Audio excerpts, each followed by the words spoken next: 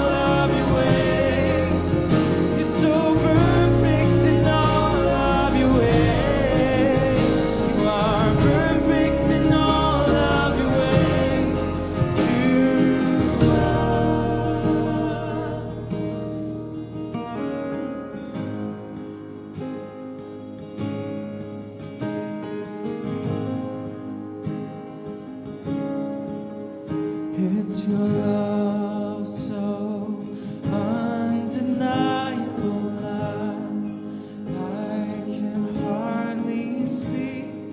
He's so unexplainable, I can hardly think as you call me.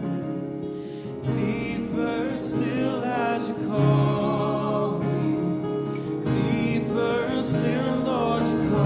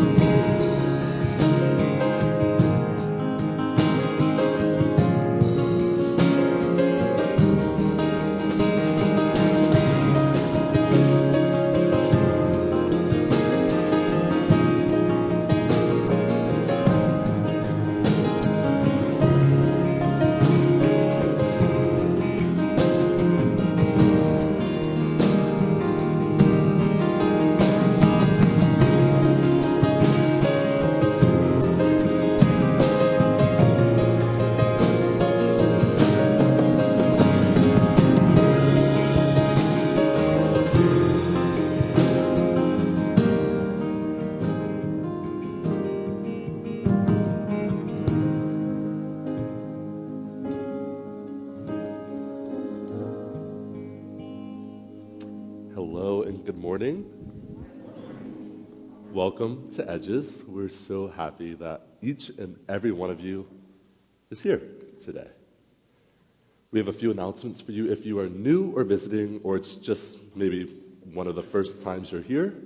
We would love for you just to talk to the people around you. Ask them why they keep coming back to this space every Sunday. We think that conversation is some of the best way to find out why people do what they do. So that's what I would recommend. The reason that I keep coming back to this space every Sunday is because it's one of the few spaces that have taught me that asking questions, that doubting, can all lead to truth. And so I keep coming back every Sunday in hopes to find more of whatever this truth is that I keep finding. So some of the announcements. One is, if you are new or visiting, Emily will be right outside. Is Emily in the room? Anyways, Emily will be right outside at the iPads right after this service, and she will be right at a kiosk, and she can sign you up for the emails. And that's just one of the ways you can get more connected, more involved, and find out what exactly is going on within the community. She'll also have a gift card to give out to you, either to a local coffee shop or an ice cream shop. And that's just one of the ways that we invite you to continue whatever conversation that you start here, whether it's with a coworker or a friend or just with yourself. Some more announcements that we have this week is that Vacation Bible School will be happening again this summer, and we're excited for that. That is June 16th through the 20th. But before we release any of the registration for kids to sign up, we just want to open it up to the community for all of you who might want to get involved and help kids learn more about love and God. So that is open to everyone here who would want to be with kids during that week. And if you're interested, Emily will be at the iPad. You can talk more with her about it. And also Jessica Dodson will be right outside in the lobby, and she'll help answer any questions that you might have for this week. Last announcement is tomorrow, I believe at 7 p.m. in this space, we will be having our last Impact Gathering meeting. And basically what that means is it's just another way that we can find out how to make this community a more sustainable community. Help this community do more within the community and do more by looking out. So if you're interested, we would love to have you come back to this space at 7 p.m. And you can sign up at that link at the bottom. It's bumcedges.com/impact. And that is all we have for you today. So we're going to continue worship with prayer.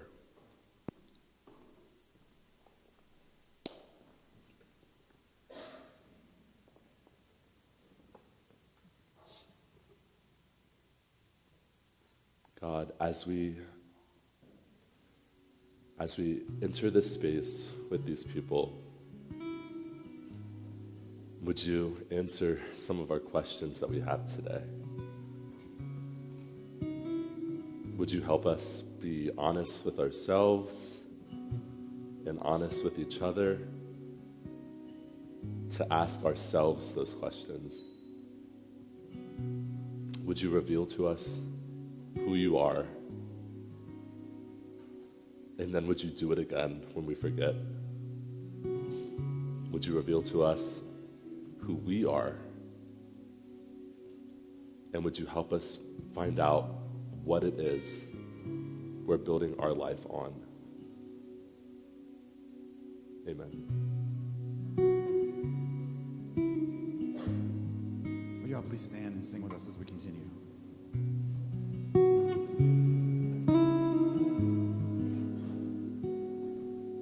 Will your grace run out if I let you down? 'Cause all I know is how to run.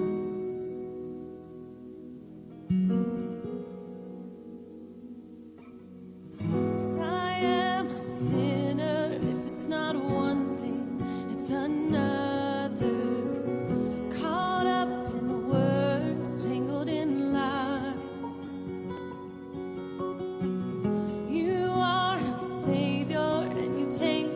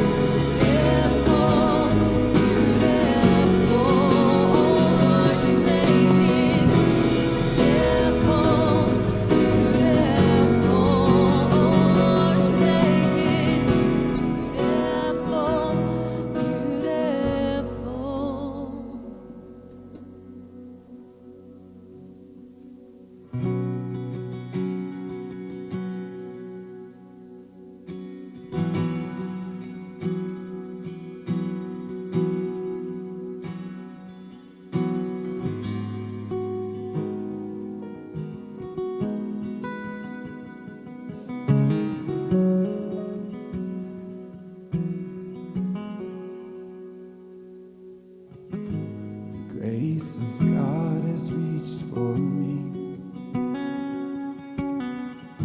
and pulled me from the raging sea,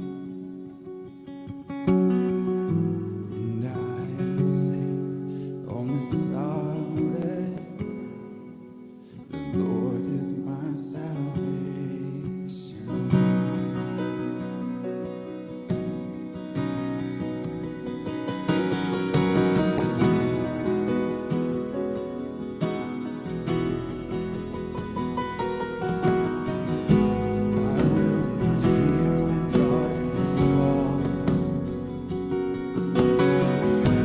Strength will help me stay.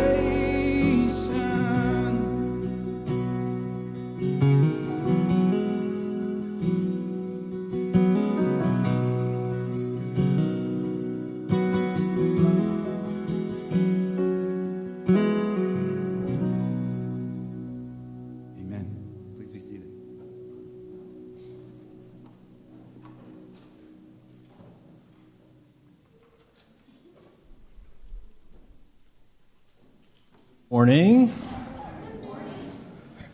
My name is David Burke, and I'm part of the community here at Edges. And as of yesterday, I'm an otter spotter. Anybody know what I'm talking about? We have an otter. Did you know this? We have an official otter of Blacksburg and Virginia Tech. My wife Sarah and I went out to the duck pond yesterday. Gorgeous day for otter spotting, and we were successful. You can go out and maybe you'll see the otter too. I don't know if there's been an official naming. Somebody at 8:30 suggested that the consensus seems to be Otter Sandman, maybe the official name. I'm a dad. I love a dad joke, so I've been referring to the otter, Mr. or Ms. Otter, by its first initials, Y-I.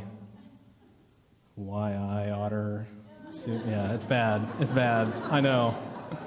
You can say it again, and it's just as bad. It doesn't get any better the more times you say it.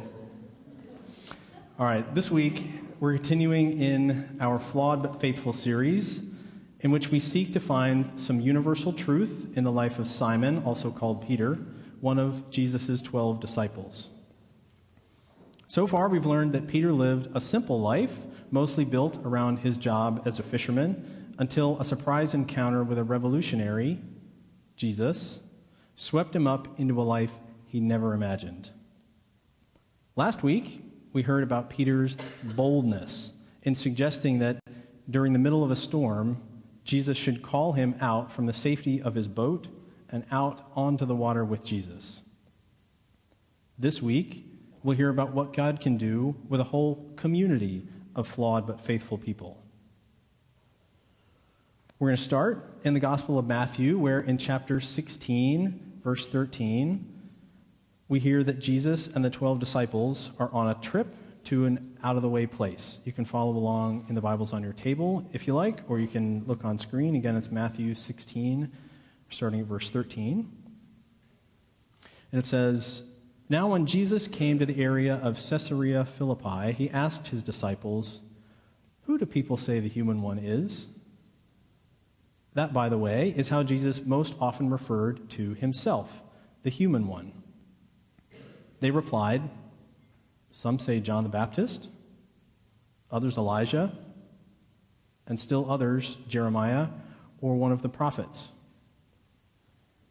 He said, 'And what about you? Who do you say that I am?' So far, this sounds to me like a conversation almost anyone could have with trusted friends who are away together on a trip. 'Hey guys, what do people say about me? Who do they think I am?' Then more directly, 'What about y'all? Who do y'all think I am?' I can imagine dead silence here as the disciples consider what to say. I imagine them remembering at one extreme the miracles they'd become wrapped up in with Jesus, and at the other, the ordinary, everyday kinds of times they must have also spent with Jesus, the ones we don't hear so much about in the Bible. I wonder if they think, what does he want us to say? Is there only one right answer? What do I believe? What do I even believe about who Jesus is? And can he handle my honesty? In verse 16, Simon Peter says, "You are the Christ, the Son of the living God." So it's Simon Peter who steps up and breaks the silence, and what he says is known today as the Great Confession. When Peter names these two identities of Christ, you are the Christ, you are the Son of the living God, he's saying something aloud that Jesus himself hasn't even publicly claimed. Remember, he referred to himself as the human one. So it's Simon Peter in this moment that names Jesus' divinity, his relationship to God the Father, and his role, his title as the Christ, the one who had come to redeem God's people. Then verse 17 continues. Jesus replied, Happy are you, Simon, son of Jonah, because no human has shown this to you. Rather, my Father in heaven has shown you. I tell you, you are Peter, and I'll build my church on this rock. The gates of the underworld won't be able to stand against it. There are a lot of big deal things about that moment. First, Jesus affirms a precedent for God communicating directly to people. This is a way that God can communicate directly to people. He gives Simon a nickname. Jesus promises to build his church on this rock, whatever that means. And he promises his church will be effective. To make sense of Jesus' meaning, let's start with some context. This unveiling moment is likely the reason Jesus brought the disciples on this trip to this out-of-the-way place, which is known particularly for its geology and its religious importance to the Greeks.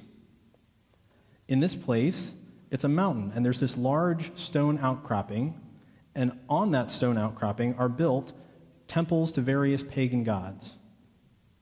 In this dramatic setting, in the shadow of this massive stone, it seems appropriate for the breaking news that Jesus intends to build a church too. I wonder whether disciples heard that news with surprise. Remember, this is the first time they've heard this. Reading the text today, with the benefit of hindsight, it could seem strange that it's only now, toward the end of Jesus' time on earth, that he starts talking about his church. Is that how you'd kick off the church you're building? Or anything you're building? Right before you're about to leave the people you expect to carry it forward? How would the people know what to do? It only makes sense for Jesus to trust people with his church if he's got some way of continuing the conversation. And in this passage, though I read it a little dry, I wonder if you sense some emotion in Jesus' voice as he points to an example of how that will work. Let's try it again. Simon, it works. You know who I am, because my Father in heaven showed that to you. See, y'all? I need you to trust that I've got a plan for how this can work. I wonder if Jesus is excited when he gives Peter his nickname. His given name is Simon, but it's here Jesus says, I'm going to call you Rock from now on. Peter, Petrus in Greek, means rock, like the kind of rock you could just pick up off the ground. Then in almost the same breath, Jesus says, I'll build my church on this rock. Here, the Greek word is Petra, meaning a massive rock, the kind you're not going to pick up off the ground, like a bedrock foundation. And the gates of the underworld won't be able to stand against the church built on that rock. So it's in this out-of-the-way place where people of other faiths had built temples on the physical rock that Jesus states his church will be built on something else, something different. But what is that something else? Scholars have varying ideas about what Jesus means by on this rock. Which rock? Is it on Simon, who Jesus nicknamed Rock? Or on the figurative rock of Jesus' identity as Christ and Son of the living God? Or on the concept of God somehow speaking to us in a way we'll call God thoughts? Is there only one true and correct interpretation? What if Jesus meant more than one? Or all those things? Did he mean something else entirely? To make any useful sense of all of this, I think we've got to get creative. We're going to have some fun with this. Let's take each of those interpretations, those three, and one at a time, imagine we're visiting a real church. A church that Jesus has built on one possible meaning of this rock. I've got three imaginary churches teed up for us right now. The church of Simon Peter, the rock, the church of Christ, Son of the living God, and the church of God's good ideas. I don't know if you're with me on this yet, so let's warm up our imaginations before we go anywhere. So when a church goes somewhere, they take a bus, a church bus. Let's start with imagining our church bus. Take a few seconds. Imagine the tour bus of your dreams. Go ahead. Got it? Got it? Okay, now call out, what is an amenity on the tour bus of your dreams, the tour bus we should take around to our imaginary churches? Wi-Fi, okay? All the youth, they like the Wi-Fi. What else? Well-ventilated bathroom. Also important. We got the necessities. What else? Hot tub. All right. Now we're talking. Now we're really getting somewhere. I can tell the imagination is starting to go. What was that? TVs. Okay. And? Beanbag chair. Food. Snacks. Anything else? Coffee bar. Okay. Perfect. I like this bus already. I want to get on. Now I'm going to serve as your tour guide. That means I cannot drive.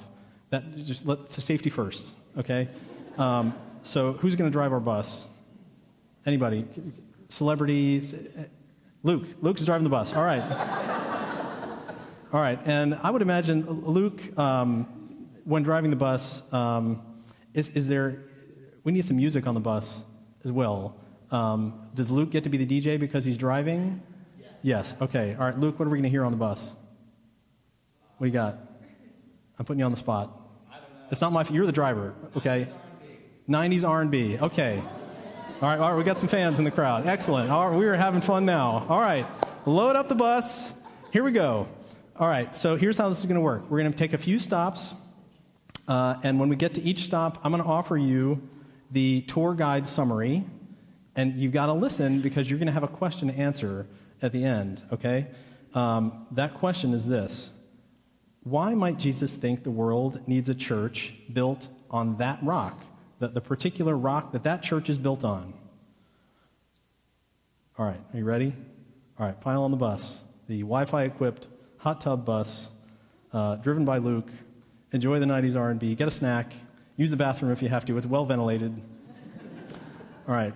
And we do need to get going because we don't know what time the worship conversation starts at these imaginary churches, but a group of this size walking in late, that's not a good look. All right, first stop, here we go. Welcome to the Church of Simon Peter, the Rock. At this church, they claim Jesus means, my church won't be built on physical rock, but instead on you, Simon Peter. This claim relies on a literal interpretation of Jesus' play on words when he gives Simon that nickname, Peter. Remember Petra? Please turn your attention to the imaginary plaque on the wall. Don't worry if you can't see it from your seat, I'll read it to you. It says, honoring the confidence Jesus placed in his disciple, Simon Peter, Rock, to be a person of great importance, a foundational stone in the church Jesus is always building. So that's kind of the charter of the church. This is how this will work. We'll have the name of the church, a little something about it. I'll continue the tour guide summary, and then you got to think at this point about why would Jesus want that church? Why would Jesus want a church like that? What could that do in the world? So if we dream about this church and what it might do in the world, I wonder if it shapes the way people view other people and themselves. Since Peter certainly didn't have worldly qualifications that would justify Jesus' confidence in him, I wonder if the church built on Simon Peter would help us understand that God's ways aren't our ways. That God often calls people into service, whether they feel ready or not, based on some criteria that we may neither use ourselves nor understand. That maybe there's room and a role for everyone in Jesus' church. Now it's your turn. This is the first one. I hope you're ready. Why might Jesus think the world needs a church built on Simon Peter, the Rock? What would make that a good idea? What could that do in the world? Call out an answer.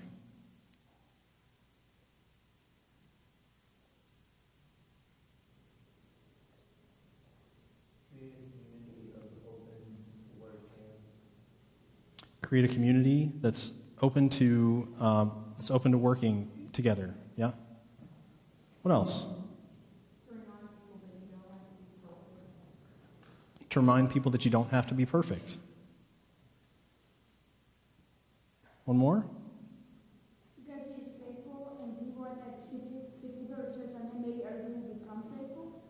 Yeah, so Peter is an example of being faithful, and when people see that, maybe that'll help other people to become faithful. Great. See, y'all are catching right on. All right, so with that, we got to make our way to the imaginary exit. Please, one at a time. There are a lot of us. Please do get back on the bus. Freshen up your coffee, whatever you need to do. We've got 2 more churches to go. Our next stop is, welcome to it, the Church of Christ, Son of the Living God. You may recognize the name as this is one of the, these are the words that Peter used in reply to Jesus' question, who do you say that I am? This church claims, I will build my church on my identity, which God has revealed to Simon Peter, who confessed it to y'all. There's no plaque here, so don't bother looking for one. But instead, imagine a banner that reads, Jesus, founder, builder, redeemer. Here, it's Jesus' identity as the Christ and Son of the living God that is the solid foundation for something new. It's Jesus who holds the role of both foundational stone and builder.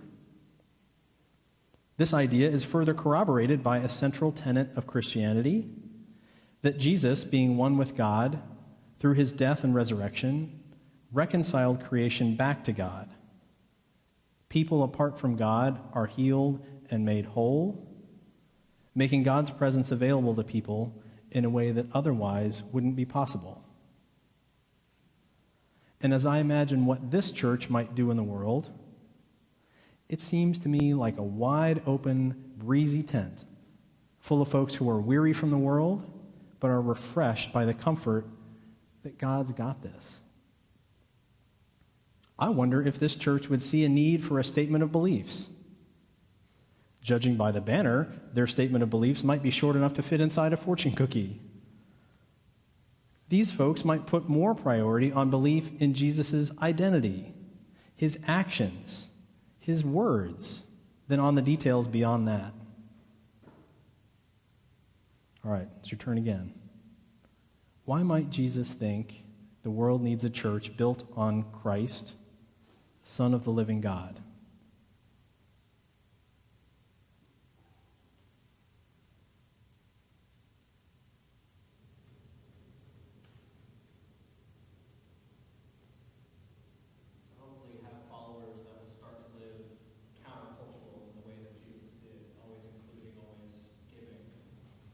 Luke says to encourage followers to live more closely to the way that Jesus did, including, what else?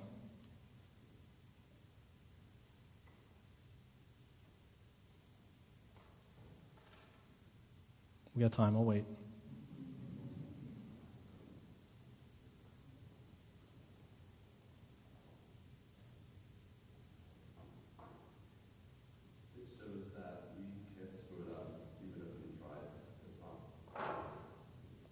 Justice says maybe we can't screw it up. Maybe we don't need to worry about screwing it up if Jesus is the foundational stone and the builder. All right, back on the bus. Here we go. One last stop. Our final imaginary church is the Church of God's Good Ideas, where the sign out front includes building connection, learning to listen. This church claims Jesus means, I will build my church on a close connection between God and people. You may recall Jesus said it was God who revealed Jesus' identity to Peter, exemplifying the foundational principle on which Jesus can build a whole new kind of community, a community he could continue to build even after he'd physically left the scene. What might this church do in the world? I wonder if people might encourage each other to check their ego, to suspend their human thoughts enough to consider that since God is always looking to do new things in the world, we'd better listen and clear enough space for God's thoughts to prevail. I wonder where or how they'd hear from God. Would it be in prayer? In meditation?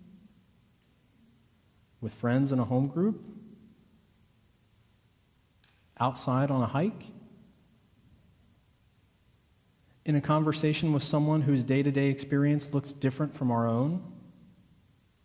Is that how they would hear God? One last time. Why might Jesus think the world needs a church built on a close connection between God and people? What do you think?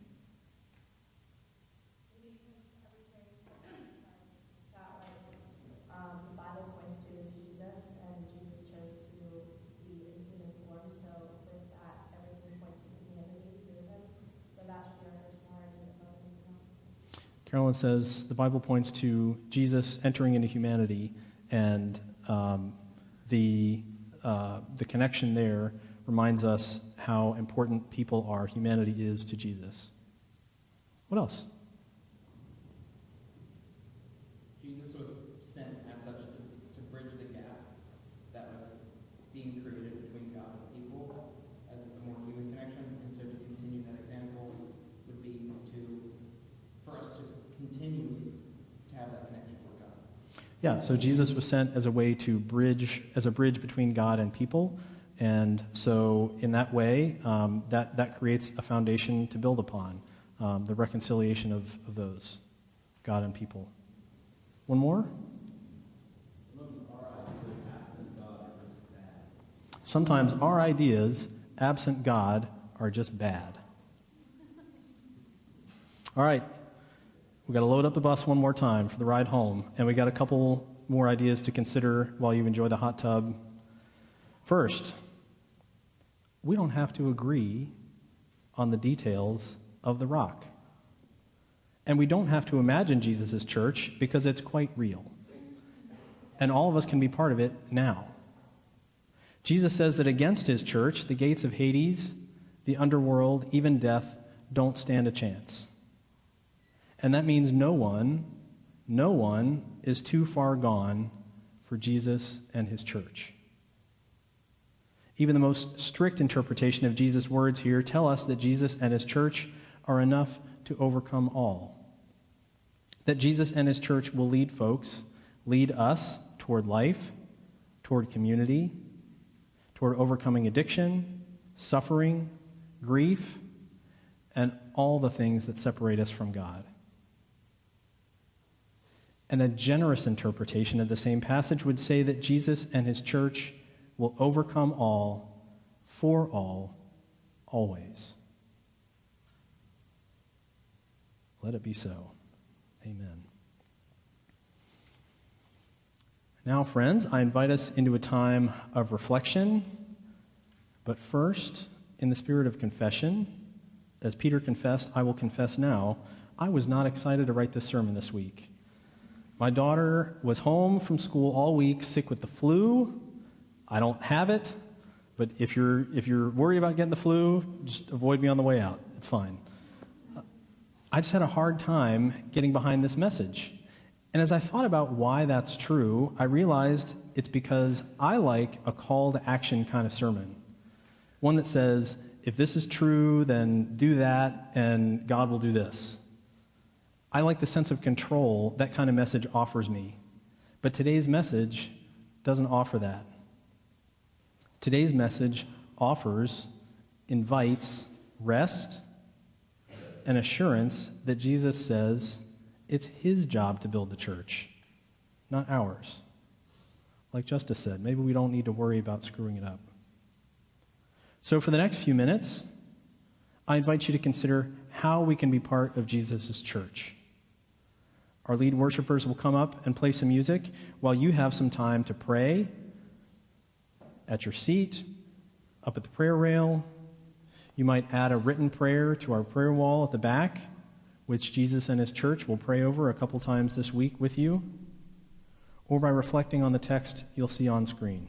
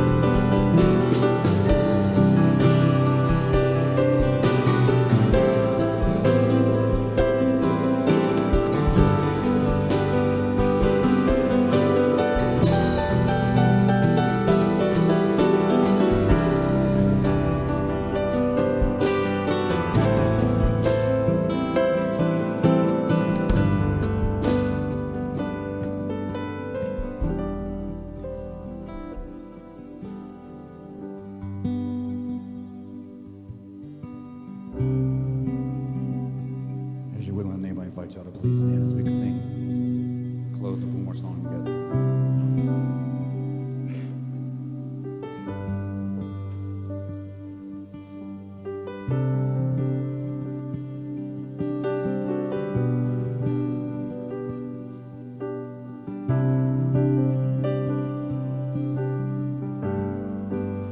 Worthy of every song we could ever sing, worthy of all the praise we could ever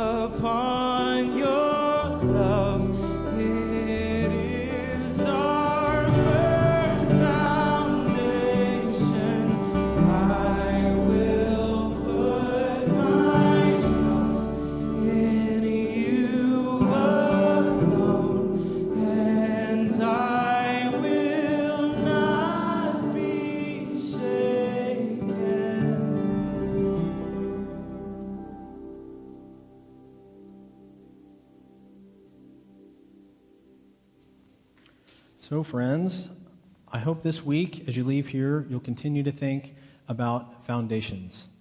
What is the foundation under everything Jesus wants to do in the world? Is that a church that you want to be part of? I hope this week you'll talk to God about that, talk to people about that, and see what happens. Let's pray as we go. God, would you help us to be good partners as you build your church? Would you help us to understand and live into the foundation you've set for us? Help us to understand how we fit in, to include all, and to listen to your voice. Amen.